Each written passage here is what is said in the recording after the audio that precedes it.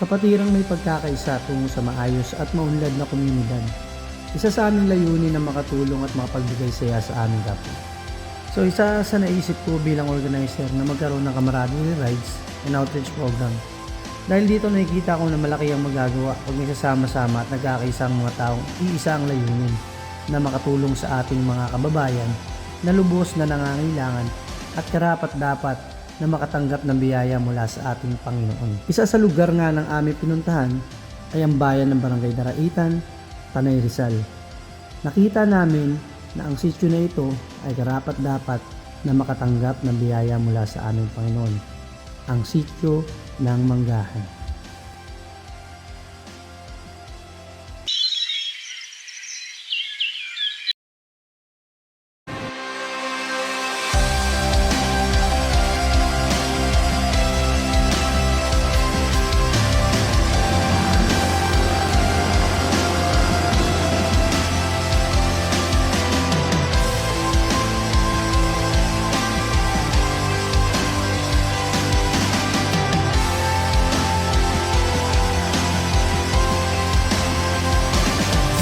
So nakikita natin ngayon, ito yung ating mga vlogger dito.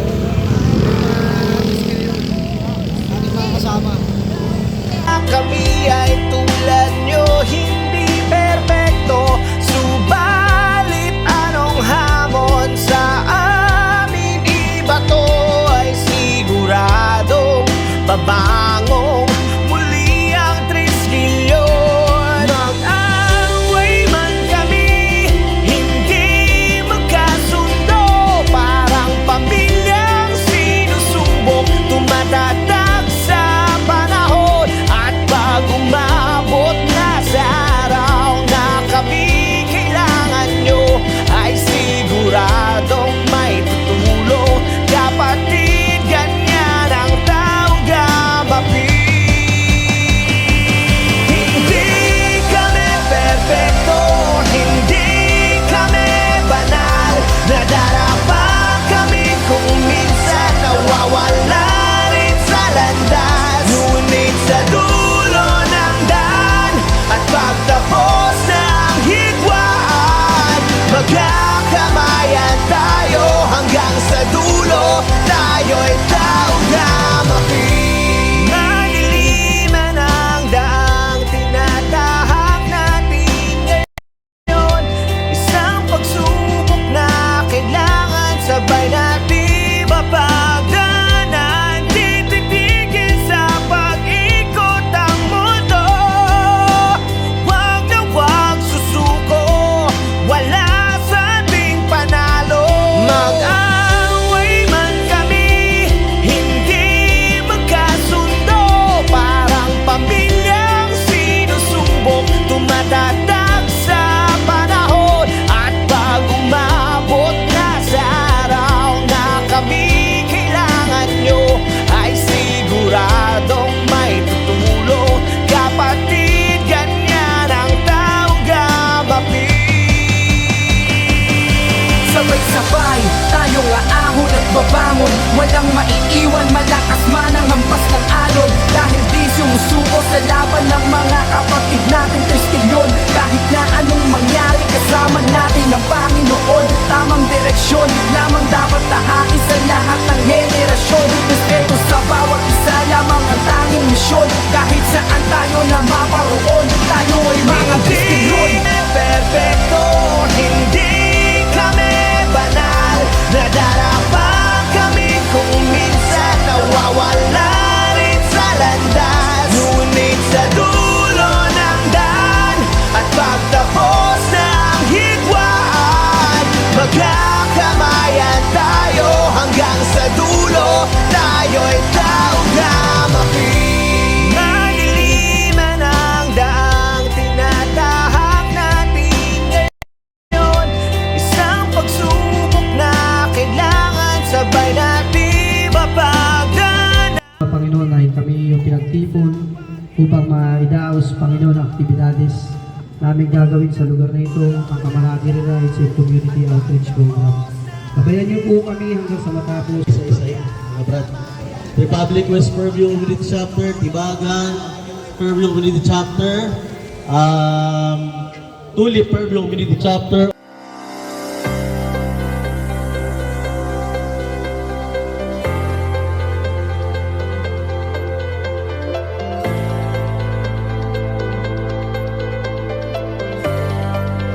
Pagkatapos ng unos ng paghirap mo, pagkatapos ng panghusga sa kapatiran ko. Ayun po, isang magandang araw sa ating lahat. Ako po si Mr. Raymar Villanueva. Ako po ay ang presidente ng Kabalikat Foundation na nag-umpisa po way back 2005. So ang amin pong organisasyon ay nag-umpisa to be specific po sa North Fairview High School na na-meet po namin or nag-expand na po yung aming programa sa tulong po ng iba't ibang sektor, yung Taugampi, Fairview sector, and then the other chapters. Sila po ang lagi naming katuwang simula po nung nagkakilala kami. Maganda po ang aming pong tandem together with the other institution. Kasi talagang makikita mo sa kanila yung eagerness para tumulong. So yun lamang po at maraming salamat. Pagsisilbi sa bayan, wag na wag malilimutan. Nagsimula yung project nung nakilala ko si Sir Raymar ng Kabalikat na pinakilala ni DJ Caramancion na Grand Trisquillo ng Orchids Community Chapter sa Fairview. So doon nag-start, nagkaroon kami ng plan na magkaroon ng project sa Fairview, and then itong taon kita namin na marami rin naman na nagmomotor sa Fairview ng mga brad.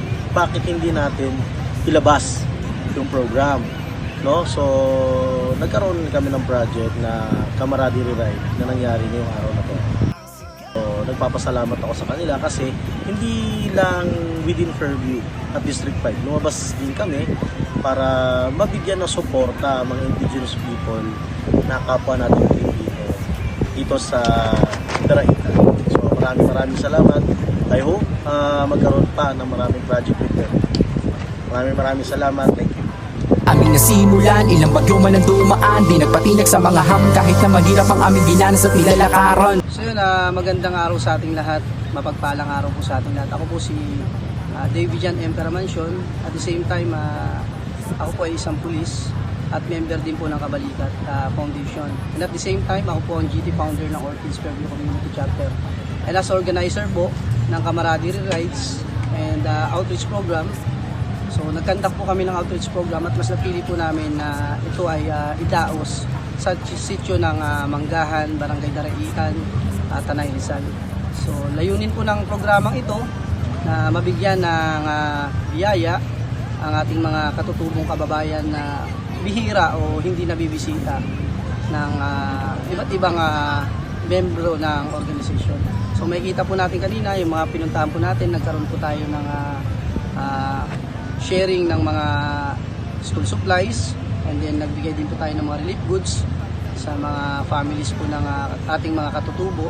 So ang purpose po nito, may pakita po, although alam naman po natin na talaga tayo mga Pilipino ay matutulungin. So ang layunin po nito ay may pakita ang pagbibigayan at pagmamahalan ng bawat Pilipino na kahit saan man at anumang estados ng buhay natin ay hindi nawawala ang pagkakaisa at pagmamahalan. So maraming salamat po sa lahat ng mga tumulong at nakiisa. At saludo po ako sa lahat ng mga kasama ko po. Yun lamang po. Ikaw ang faith, tuloy pa rin sa simula wakas. Ikaw ako, tayo'y Trisquillion pa rin. Magandang hapon po sa inyong lahat. Ako naman po pala si Joan El Hilario. Isa po akong teacher sa North Fairview High School.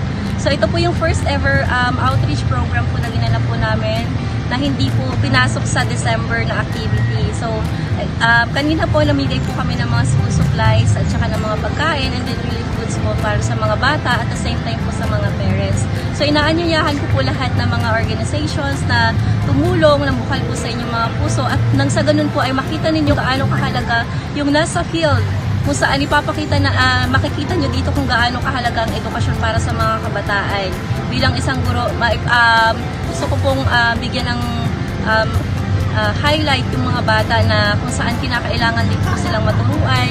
Kaya po yung isa sa mga pinabigay po namin kanina ay mga school supplies at saka mga reading materials po. Ayan. So, tandaan po natin na ang pagbibigay po sa ating kapwa ng bukal sa puso, maliit man po yan o malaki, ay napakalaking bayaya na rin po yung sa mga kapwa nating sa ating mga mamamayan. Ayan. So, kanina po ang nakatanggap po ay mula sa dalawang grupo ng mga katutubo natin. At saka sobrang thankful po nila.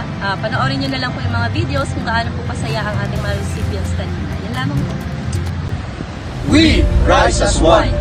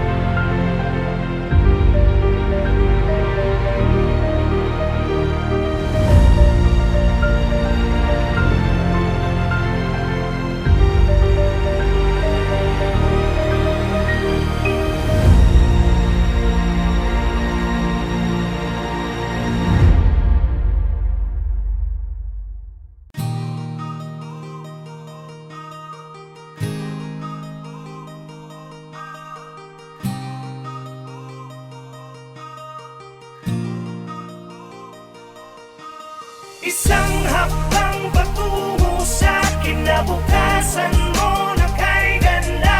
Arriba, arriba, arriba, taugama.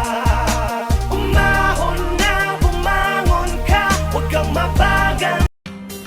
Aabot sa 200 na pamilya na bahagi ng indigenous group ang nabigyan ng tulong gaya ng pagkain sa isinagawang camaraderie ride at outreach program ng ilang grupo sa Sitio Manggahan, Barangay Daraitan sa Tanay, Rizal nitong linggo. Kabalikat Foundation, bukod dito nagatid din sila ng school supplies para sa mga kabataan na magagamit ng mga ito sa kanilang pag-aaral. Ang iba sa mga ito ay tumawid pa ng ilog at hindi alintana ang pagod. Nagbigay saya naman sa mga kabataan ang naturang aktibidad.